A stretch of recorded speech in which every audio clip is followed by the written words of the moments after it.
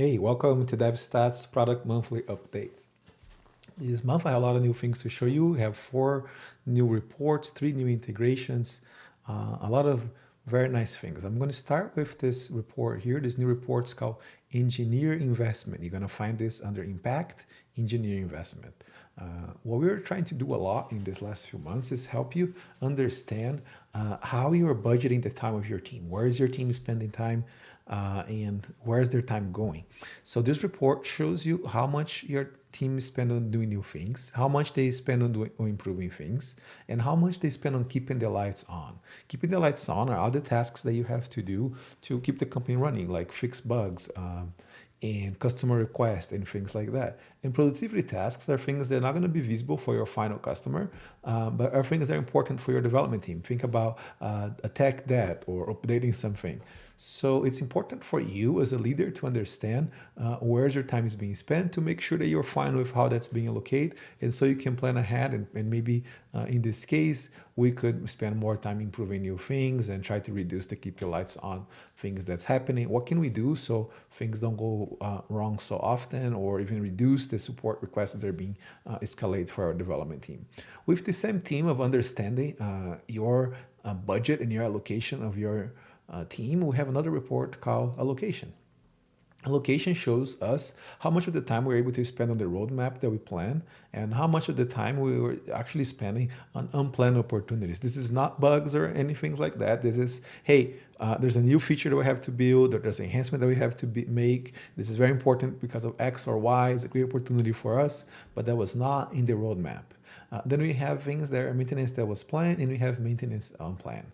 So this again allow you to understand, and you can say, hey, if we thought we would spend 60% of the time in the roadmap and you thought that would take 3 months, now we know we're going to take 6 months unless we do something to reduce unplanned opportunities, and most important, reduce maintenance unplanned. So moving forward with another new report that we have is under here, the DORA Metrics report. The DORA Metrics report, we already had most of those numbers before. We have the cycle time, the deploy frequency, the change in fire rate, but we add the mean time to recover. Mean time to recover is the time that takes from when some things go very bad to when you're able to resolve the problem. Just recently, we had the CrowdStrike instance where they were able to take a bunch of airlines and banks and a bunch of business down all over the world. And unfortunately, the time to recover was very slow. It took days to be able to get everything back and running. So it's very important for you to understand this number, so you know how long it will take, and so you can improve and get better. So if things go down, you're able to recover fast. So this is, again, the other DORA metrics that you're familiar with and that you can use to better understand your team. And then we also have the players screen. This is more like an update for a feature that we already had.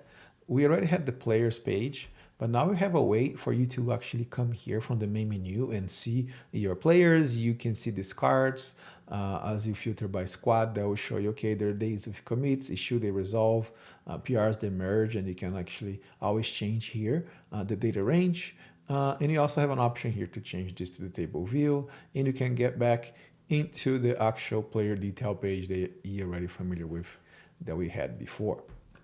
In addition to all those new reports and improvements to the interface, we also add quite a few new integrations. So let's go here in squad, and I'm just going to choose a squad here, and I'm going to click in integrations. So this is squad currently is connected to Bitbucket and Jira, but now I have options to connect it, for example, to a GitLab self-managed. So if you're hosting your own GitLab instance, now you can still connect to that and use DevStats with that. We also had integration for Bitbucket Data Center, which again, you can use that now if you're using the data center. And we also added integration to Linear App. It's another product management tool that competes with Jira, and there's a lot of growth. A lot of people are asking us to this integration, so we add, and we have a lot more coming, a lot more integration, so more people can use DevStats with their different tech stack. So this is the monthly update for DevStats. I hope you like what you see.